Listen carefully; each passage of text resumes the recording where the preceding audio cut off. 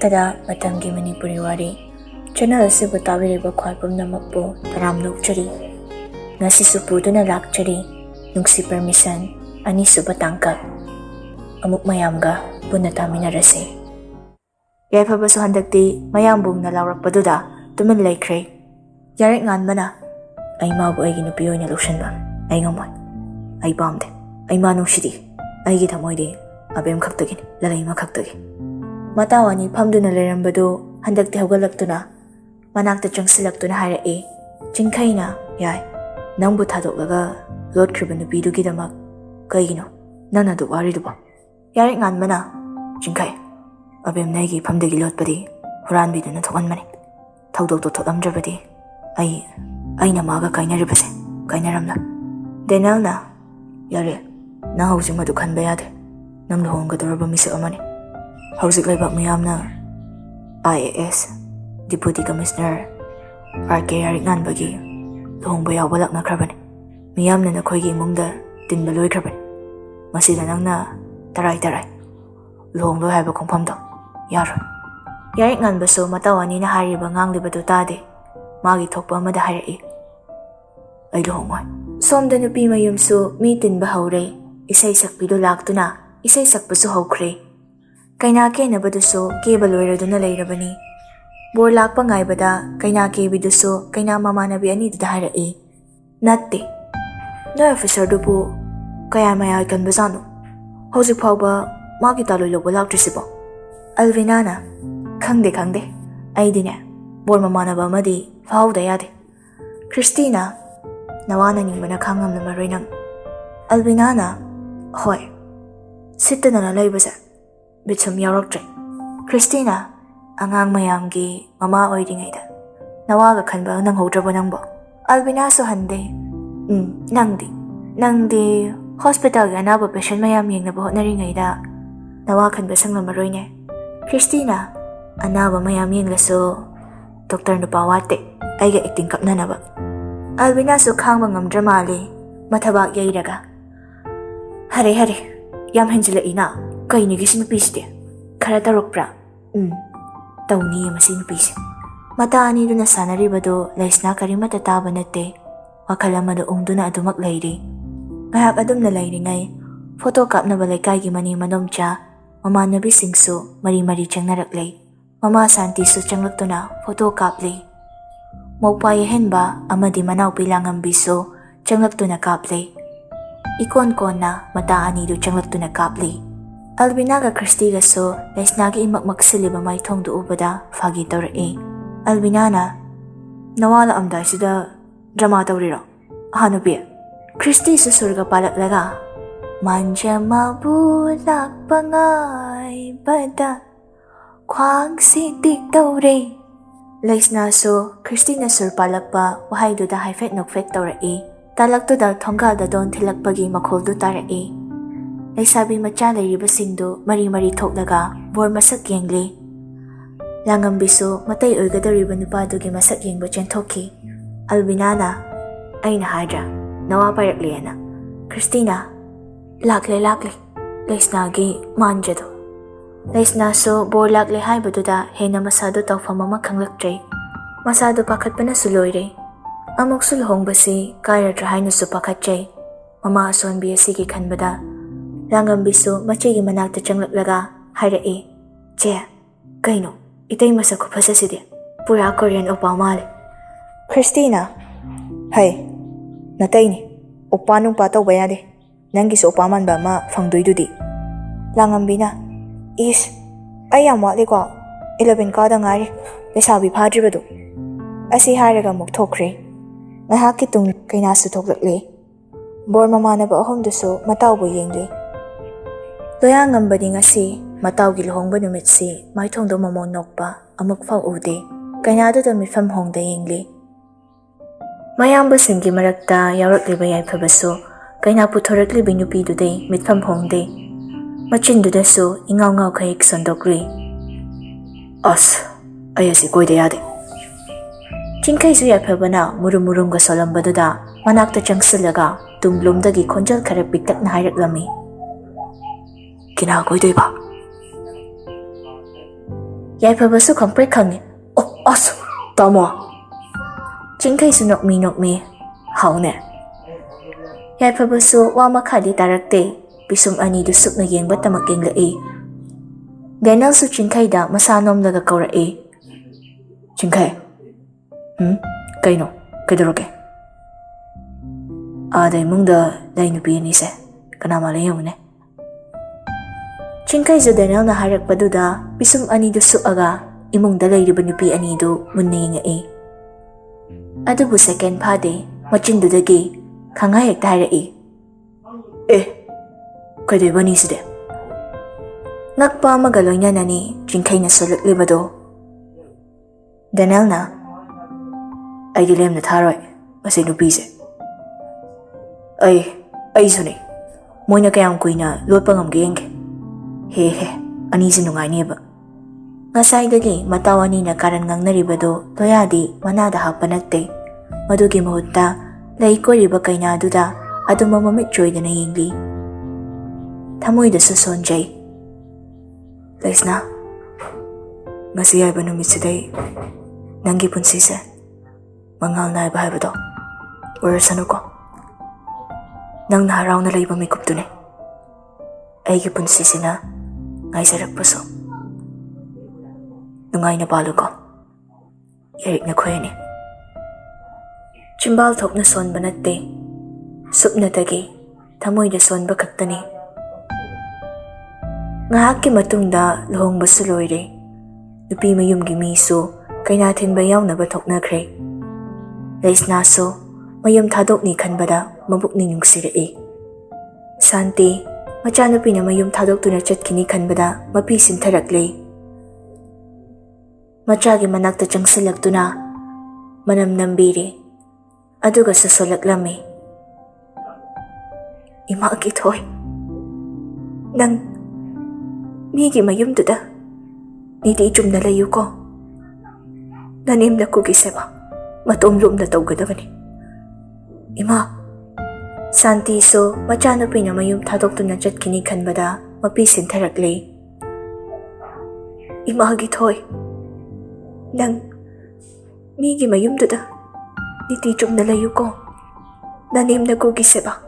Matumlum na tawgadavani. Lais na so mama na kaplak pada uraga henna mabuk ninyong shiraklay.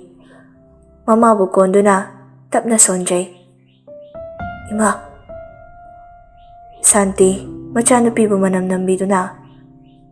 Nakukpawa chikta na layo ko. Ado pulais na di mama bukoli ba do tadokte. Machanupi lang ang biso, mama ga mache gagimataw do da kaploy haiba ngamjay. Maupayahin baso, mache charkani kalubada.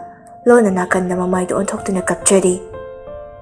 Nupi mayum gimiso, kay natin maduhan na bahay do na, amuktang kay nagi managta tiyang laklami. Yumtang na nalay ba ning tem galani gaso, lais nagi managta tiyang lai. Lais nagi damagtayam ho na zarak pa ni. Luhong bagi tawram siso, ning tem na tangkay magpuraga, silang li ba ni. Ning tem so, lais na napigaw sana yari ba pisi edo da, lasing na ni chapido, dakina tadaraga, lais na da bor pirai. Nungaya pa napalo ko, Bima. Hoy, kaka. Rani sa tiyang to na, tiyang nga chapian ni tadaraga. Nungaya pa napalo ko, Bima. Olag pa chahida, na chano pa mapangzaro ko. Laikay gimane madumcha, mamana bisingsu, mari-mari tiyang palora ba matungda, ikon-kon na, magpayahin ba sa tiyang lai, machi gimanakta. Tiyang nga chapian matadaraga, machi da bor pirai. Che, matam chupada, umutano o kalayo ko. Ibagi minung sige makada, nungay na layo ko. Lais na, mapagi bordo da, mabuk ninung sirak to na kaptoraklay. Yahen baso kapakhang mangamda do na, tokray. Magpa-tokra ba matungda, Kristiga albinaga so, langambiga pun na, lais na ki manakta tiyang lai. Christina, lais na, nungay na mamunok na palo ko. Albinana, olag pa chahida na, nachama sa pasaba mapukto. Christy sumata Albinana yung laklaga. Bor ko picture mi bema. ꯃꯌꯥꯝ ꯂꯣꯏꯅ ꯍꯟꯅꯈ꯭ꯔꯦ꯫ ꯂꯩꯁꯅꯥꯁꯨ ꯃꯈꯣꯏꯒꯤ ꯀꯥꯗꯨꯗ ꯐꯅ ꯀꯨꯏꯅꯗꯤ ꯌꯥꯔꯤꯛ ꯉꯥꯟꯕ ꯆꯪꯂꯛꯄ ꯉꯥꯏꯕꯅꯤ, ꯑꯗꯨꯕꯨ ꯆꯪꯂꯛꯇꯦ꯫ ꯑꯁꯨꯝ ꯐꯝꯂꯝꯕꯗꯨ ꯈꯪꯍꯧꯗ꯭ꯔꯦ, ꯃꯥꯁꯨ ꯑꯗꯨꯝ ꯎꯏꯊꯈ꯭ꯔ ꯃꯥꯜꯂꯦ꯫ ꯅꯨꯄꯥ ꯑꯃꯁꯨ ꯌꯨ ꯁꯨꯠꯇ ꯉꯥꯎꯔꯒ, ꯐꯔꯦ ꯐꯔꯦ, ꯅꯌꯨꯝ ꯍꯟꯈ꯭ꯔꯣ, ꯑꯩꯁꯨꯅꯦ ꯄꯣꯊꯥꯍꯧꯔꯒꯦ꯫ ꯆꯤꯡꯈꯩꯅ, ꯉꯥꯎꯒꯦ ꯈꯜꯂꯒ ꯂꯥꯛꯄ ꯑꯩꯅ ꯉꯥꯎꯕ ꯌꯥꯗ꯭ꯔꯦ, ꯑꯗꯨꯒ ꯁꯤꯝꯅ ꯗꯦꯅꯦꯜꯅ, ꯌꯥꯔꯦ ꯍꯜꯂꯁꯦ, ꯑꯩ ꯃꯣꯔꯅꯤꯡ ꯁꯤꯞ ꯂꯩꯍꯧꯋꯦ꯫ ꯅꯪꯗꯔꯣ? ꯑꯩꯁꯤ ꯌꯥꯝ ꯂꯩꯍꯧꯈ꯭ꯔꯖꯥꯠꯅꯤ꯫ ꯆꯤꯡꯈꯩꯒ ꯗꯦꯅꯦꯜꯒꯁꯨ ꯄꯨꯟꯅ ꯊꯣꯛꯈ꯭ꯔꯦ꯫ ꯁꯣꯝꯗ ꯌꯥꯔꯤꯛ ꯉꯥꯟꯕꯁꯨ ꯃꯥꯒꯤ ꯀꯥꯗ ꯆꯪꯂꯛꯄꯅꯤ꯫ ꯍꯦꯛ ꯃꯈꯣꯡ ꯊꯥꯡꯖꯜꯂꯛꯄꯒ ꯂꯩꯁꯅꯥꯅ ꯐꯛ ꯑꯃ ꯊꯥꯔꯒ ꯍꯤꯞꯂꯝꯕꯗꯨꯗ ꯀꯔꯤ ꯈꯜꯂꯨꯔꯕꯅꯣ ꯈꯪꯗꯦ꯫ ꯋꯥꯇꯔ ꯐꯤꯜꯇꯔ ꯂꯩꯔꯤꯕꯗꯨꯗꯒꯤ ꯒꯤꯂꯥꯁꯇ ꯏꯁꯤꯡ ꯈꯔ ꯌꯥꯔꯒ ꯅꯤꯡꯉꯥꯏꯗꯅ ꯍꯤꯞꯂꯤꯕꯤ ꯂꯩꯁꯅꯥꯒꯤ ꯃꯃꯥꯏꯗꯨꯗ ꯏꯁꯤꯡꯗꯣ ꯍꯦꯛꯇ ꯍꯩꯖꯤꯜꯂꯤ꯫ ꯅꯤꯡꯉꯥꯏꯗꯅ ꯇꯨꯝꯗꯨꯅ ꯂꯩꯔꯝꯕ ꯅꯨꯄꯤꯗꯨꯁꯨ ꯃꯪꯑꯣꯏ ꯍꯥꯑꯣꯏ ꯏꯄꯥ ꯄꯥꯈꯠꯅ ꯃꯤꯀꯞ ꯊꯣꯛꯂꯛꯏ꯫ ꯌꯥꯔꯤꯛ ꯉꯥꯟꯕꯅ ꯈꯪꯍꯧꯗꯅ ꯏꯁꯤꯡ ꯍꯩꯖꯤꯜꯂꯛꯄꯗꯨꯗ ꯂꯩꯁꯅꯥꯁꯨ ꯃꯪꯑꯣꯏ ꯍꯥꯑꯣꯏ ꯄꯥꯈꯠꯅ ꯐꯨꯛ ꯍꯧꯒꯠꯂꯛꯏ꯫ ꯑꯗꯨꯒ ꯑꯃꯨꯛ ꯃꯃꯥꯏꯗꯨ ꯌꯥꯔꯤꯛ ꯉꯥꯟꯕꯗ ꯀꯤꯔꯨꯞ ꯀꯤꯔꯨꯞ ꯌꯦꯡꯂꯛꯏ꯫ ꯅꯨꯄꯥ ꯑꯃꯁꯨ ꯑꯁꯥꯎꯕ ꯑꯃꯒ ꯂꯣꯏꯅꯅ ꯂꯥꯎꯔꯛꯏ, ꯇꯨꯝꯃꯒ ꯀꯅꯥ ꯂꯩꯌꯨ ꯍꯥꯏꯒꯦ? ꯂꯩꯁꯅꯥꯅ, ꯀꯅꯥꯝ ꯍꯥꯏꯗꯦ꯫ ꯌꯥꯔꯤꯛ ꯉꯥꯟꯕꯁꯨ ꯂꯩꯁꯅꯥꯒꯤ ꯃꯅꯥꯛꯇ ꯆꯪꯁꯤꯜꯂꯛꯇꯨꯅ, ꯌꯨꯝꯁꯤꯗ ꯂꯩꯒꯦ ꯍꯥꯏꯔꯗꯤ ꯑꯩꯒꯤ ꯃꯤꯠ ꯅꯥꯕ ꯊꯕꯛ ꯇꯧꯔꯛꯀꯅꯨ, ꯈꯪꯉꯕ? ꯌꯨ ꯊꯠꯂꯛꯄꯒꯤ ꯃꯈꯣꯜꯗꯨꯁꯨ ꯍꯥꯏꯔꯤ ꯍꯥꯏꯔꯛꯄꯅꯤ꯫ ꯅꯨꯄꯥꯗꯨꯁꯨ, ꯅꯨꯄꯤꯁꯤꯁꯨ ꯋꯥ ꯃꯈꯥ ꯑꯃꯠꯇ ꯇꯥꯖꯗꯦ꯫ ꯃꯥꯒꯤ ꯂꯩꯐꯝ ꯊꯣꯛꯄ ꯆꯨꯝꯗ꯭ꯔꯤꯡ ꯂꯦꯞꯂꯒ ꯃꯔꯨ ꯂꯨꯛꯊꯔꯒ ꯂꯩ꯫ ꯌꯨ ꯃꯅꯝ ꯅꯝꯕꯗꯨꯗ ꯂꯩꯁꯅꯥꯁꯨ ꯃꯈꯨꯠꯇꯨꯅ ꯍꯥꯏꯐꯦꯠ ꯃꯅꯥꯇꯣꯟ ꯃꯄꯥꯗ ꯈꯨꯝꯂꯨꯔꯦ꯫ ꯑꯗꯨꯕꯨ ꯅꯨꯄꯥ ꯑꯃꯗꯤ ꯂꯩꯁꯅꯥꯅ ꯇꯧꯔꯤꯕꯗꯨ ꯃꯥꯕꯨ ꯍꯩꯅꯗ꯭ꯔꯤꯕꯅꯤ ꯍꯥꯏꯕꯒꯤ ꯃꯇꯧ ꯑꯣꯏꯅ ꯎꯈ꯭ꯔꯦ꯫ ꯌꯥꯔꯤꯛ ꯉꯥꯟꯕꯁꯨ ꯋꯥ ꯃꯈꯥ ꯇꯥꯗꯅ ꯂꯩꯁꯅꯥꯒꯤ ꯈꯨꯗꯥꯡꯗꯨ ꯇꯥꯞ ꯄꯥꯏꯔꯒ ꯃꯈꯣꯏꯒꯤ ꯀꯥꯗꯨꯒꯤ ꯃꯄꯥꯟꯗ ꯆꯤꯡꯂꯒ ꯄꯨꯊꯣꯔꯛꯏ꯫ ꯃꯄꯥꯟ ꯍꯦꯛ ꯌꯧꯕꯒ ꯂꯥꯛꯇꯅ ꯏꯟꯊꯨꯏ꯫ ꯂꯩꯁꯅꯥꯁꯨ ꯃꯁꯥꯗꯨ ꯄꯨꯕ ꯉꯝꯍꯧꯗ꯭ꯔ ꯃꯥꯜꯂꯤ꯫ ꯃꯈꯥꯗꯨꯗ ꯇꯨꯁꯤꯜꯂꯤ꯫ ꯇꯨꯕꯒꯤ ꯑꯅꯥꯕꯗꯨꯒꯤ ꯆꯩꯅꯥꯗꯨꯅꯁꯨ ꯃꯃꯤꯠꯇꯨ ꯍꯥꯏꯐꯦꯠ ꯁꯨꯒꯠꯂꯒ ꯆꯩꯅꯥꯗꯨ ꯈꯥꯡꯂꯤ꯫ ꯅꯨꯄꯥ ꯑꯃꯁꯨ ꯋꯥ ꯑꯃꯠꯇ ꯉꯥꯡꯂꯝꯗꯦ꯫ ꯍꯟꯅꯐꯥꯎ ꯌꯦꯡꯂꯝꯗꯅ ꯀꯥ ꯃꯅꯨꯡꯗ ꯄ꯭ꯔꯞ ꯄ꯭ꯔꯞ ꯆꯪꯁꯤꯜꯂꯒ ꯊꯣꯡꯗꯨ ꯃꯅꯨꯡꯗꯒꯤ ꯂꯣꯟꯁꯤꯟꯈ꯭ꯔꯦ꯫ ꯂꯩꯁꯅꯥꯗꯤ ꯊꯣꯡꯒ ꯂꯣꯟꯁꯤꯟꯈꯤꯕꯗꯨꯗ ꯏꯄꯥ ꯄꯥꯈꯠꯅ ꯆꯪꯁꯤꯟꯗꯨꯅ ꯊꯣꯡꯗꯨꯕꯨ ꯍꯥꯡꯅꯕ ꯍꯥꯏꯖꯔꯛꯏ꯫ ꯑꯃꯨꯛꯁꯨ ꯃꯁꯥꯅ ꯃꯤꯡꯒꯧꯁꯤ ꯁꯣꯏꯔꯦ ꯈꯪꯕꯅ ꯁꯦꯝꯗꯣꯛꯆꯔꯛꯏ꯫ ꯌꯥꯝꯕꯨꯡ, ꯊꯣꯡꯁꯦ ꯑꯃꯨꯛꯇ ꯍꯥꯡꯗꯣꯛꯄꯤꯌꯨ꯫ ꯇꯥꯕ꯭ꯔ ꯌꯥꯝꯕꯨꯡ? ꯏꯃꯥꯁꯤ ꯍꯣꯏ ꯎꯈ꯭ꯔꯒ ꯂꯥꯟꯅ ꯎꯈ꯭ꯔꯅꯤꯌꯦ ꯌꯥꯝꯕꯨꯡ, ꯊꯣꯡꯁꯦ ꯑꯃꯨꯛꯇ ꯍꯥꯡꯗꯣꯛꯄꯤꯌꯨ꯫ ꯌꯥꯔꯤꯛ ꯉꯥꯟꯕꯁꯨ ꯇꯥꯗꯦ꯫ ꯌꯨꯒ ꯉꯥꯎꯔꯨꯕꯗꯨꯒ ꯐꯃꯨꯡꯗꯨꯗ ꯎꯞꯁꯤꯜꯂꯒ ꯅꯨꯡꯉꯥꯏꯅ ꯇꯨꯝꯊꯈ꯭ꯔꯦ꯫ ꯑꯗꯨꯕꯨ ꯃꯄꯥꯟꯗ ꯂꯩꯍꯧꯔꯤꯕ ꯅꯨꯄꯤꯁꯤꯁꯨ ꯅꯨꯄꯥ ꯑꯃꯕꯨ ꯐꯅ ꯀꯟꯅꯗꯤ ꯀꯧꯖꯕꯅꯤ꯫ ꯑꯗꯨꯕꯨ ꯅꯨꯄꯥ ꯑꯃꯅꯗꯤ ꯃꯅꯥꯗ ꯄꯥꯎ ꯍꯥꯞꯄꯤꯈꯤꯗ꯭ꯔꯦ꯫ ꯑꯍꯤꯡ ꯆꯨꯞꯄꯗꯨꯃ ꯑꯏꯪꯕ ꯐ꯭ꯂꯣꯔꯗꯨꯗ ꯐꯝꯂꯒ ꯇꯨꯝꯊꯈ꯭ꯔꯦ ꯅꯨꯄꯤ ꯃꯥꯁꯨ꯫ ꯃꯤꯀꯞ ꯊꯣꯛꯇ ꯇꯨꯝꯂꯝꯕ ꯅꯨꯄꯥꯗꯨꯁꯨ ꯑꯍꯤꯡ ꯇꯥꯏꯅꯕ ꯄꯨꯡꯐꯝꯗꯨꯗ ꯃꯤꯀꯞ ꯊꯣꯛꯂꯛꯏ꯫ ꯌꯨ ꯊꯛꯂꯨꯕꯗꯨꯅꯁꯨ ꯃꯀꯣꯛꯇꯨ ꯈꯖꯤꯛꯇꯤ ꯉꯥꯎꯏ꯫ ꯑꯃꯨꯛꯁꯨ ꯀꯥꯗꯨꯗ ꯀꯣꯏꯂꯩ ꯂꯩꯗꯨꯅ ꯌꯦꯡꯂꯤ꯫ ꯀꯅꯥꯕꯨ ꯌꯦꯡꯂꯤꯕꯅꯣꯁꯨ ꯈꯪꯗꯦ꯫ ꯃꯆꯤꯟꯗꯨꯗꯁꯨ ꯃꯨꯔꯨꯝ ꯃꯨꯔꯨꯝ ꯁꯣꯜꯂꯤ ꯅꯨꯄꯥ ꯑꯃꯗꯣ꯫ ꯀꯥꯏꯗ ꯑꯃꯨꯛ ꯂꯩꯈ꯭ꯔꯖꯥꯠꯅꯣ?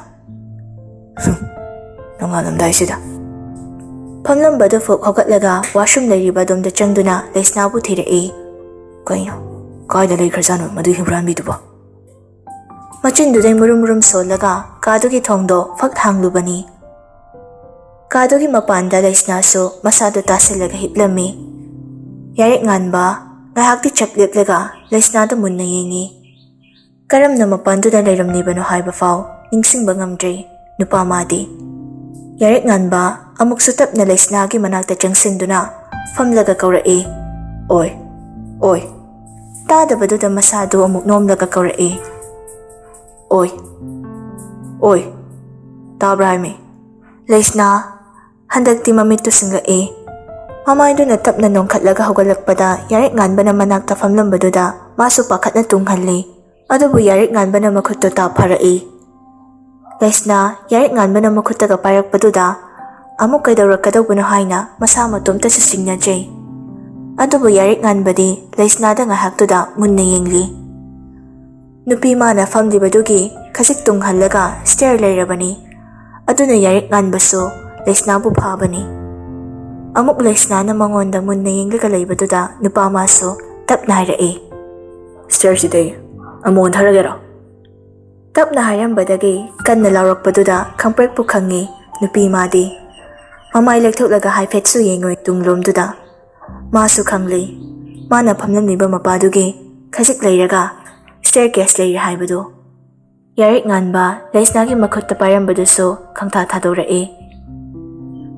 Laisnaso yarik nganbada mamit anido taru yengamlaga walang sungangde. Tapna hugatlaga kaduda changkre. Adubo yarik nganbadi Laisnagi mata utlamdibadu usittaba ama oina ukre. Machinduna so muksolai. Kayada usitrino yawone. Huranbi haisine. Nupi maso ingba khangba ngamdraba mali. Phamungduda kaduna phajuplumna suplaga ayakta oirabaso ingthina pothanaba hotnakre. Mapanda lehoriba nupaduso murum songlaga chinglai. Laisnana phamung kaduna phajupka suplaga tumlambaduda mamit ka chadoige ahakti tumin leptuna yengli nupa maso. Asayna masay phamungsida tumgedi leite. Mapanda kay daura larino khangdi. Nupa madi masana taururibadu amata ningsingba ngamdre. Magi thokpa amada ngangangdana masu tumthanaba hotnakre. Anganba ayuk ni Laisnaso yung mamagi mauoyna masagi mathaw ni tinay na tauri. Ayuk ngan hagotsyaduna koro ipay bungobu punim janaba duk marakat na ba mapiyasing basit jaduna. Yung duki sumangtul sibong dutam na tolaklari. Mabukning tiyang na koro ipanihik tolakpada mayok na na ba juba kusum angang ba kori ga kujay da ising piktan na amadi. Imong sigi miyoy pumbagi punsi chengjeng ni janaba oina cheng khajiktang patra macha amada katchaduna purik lembaso ayuki walking chat na bahay na mapiset na tholakpani. Imong dagi hek tholakpada mamong nupi na duk marakat na lerambado maso chatlip na mamobu yengli. Lay maso tumhogalakpagi Surjadeva ipabu ihan-han na ujana ba tholakpani. Ado bu mapuray ba na kamlatli. Siza. Namong na lai kuram nisi yengunay nangso. Lay maso mamaw da mamit kupta na mamakay yengjay. Purik lembaso makatara Sagay sige. Matigja ba yung lay mahay ba do? Ay imaw na saki oido rin ni Siza. Adubudi ichana kan manida na. Haraw matay manaw ani siso wari sari. Laisnaso lai kurambado loiraga onthorakpada maku manem ni yengdu na lairambado da maithong do momonok na karai. Pabo, imase, layma na, haune, imaw bulay kuram niro. Yahaw do ngan maline nang bo. Purik lembaso mating pang salai. Aduni bema, ngan mali. Chang amada dumhugot pa yay. Nasanahan ba yade ko? Laisnaso manem maku na mabunungsi na kanjaba mataw do ubada. Naufet na magtawrai. Purik lemba na. Siza. Ay asay faw, waking mati ang matsalukiki. Ngahag liradi, laykagi ahalaman laklani. Hoy may pabong. Ay so, tabaing kangse, sindok lang lagi. Laisnaso manem lay magapun na tiyang lai.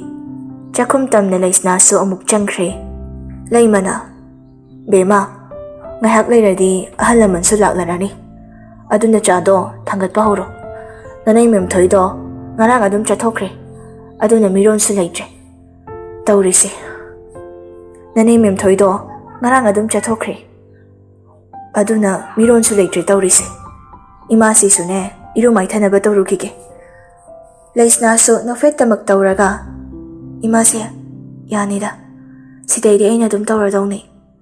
Yadi, imawahan ba yaba nati. Taura mo. Imasi su ne, toglaga yaw na ba taurage. Tabak singse, angang nati.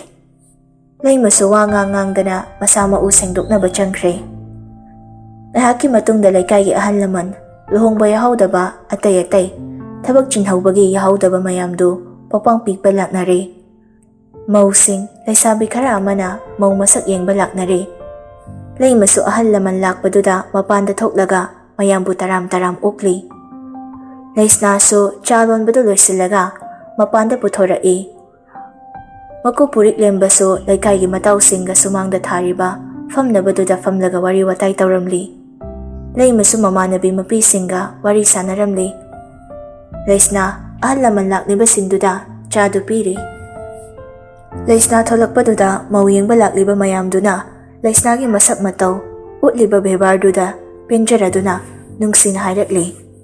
Nupi yamana, inamse, nakoygi mausidi masak yam phajayna. Ngarang nasu hinna phajaramgani khali. Ibungo se, mau khanba yam haiko. Laymasu noklaga, aigi mau hairedana. Nupi yamana amo, phagi nate inamse, ibema se onthokna phajakre. Masak se ubaga tayin adana.